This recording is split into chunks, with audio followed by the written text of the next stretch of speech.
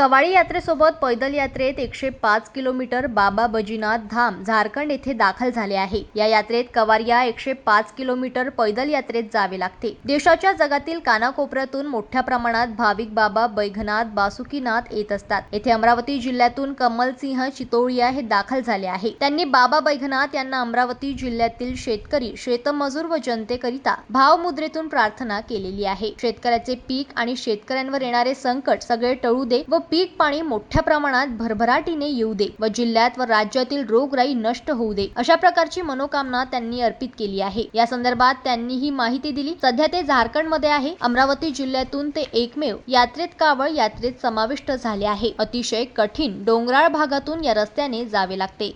जनमत live news साठी अमरावती मधून राजेश्वर घोरमाळे यांची रिपोर्ट।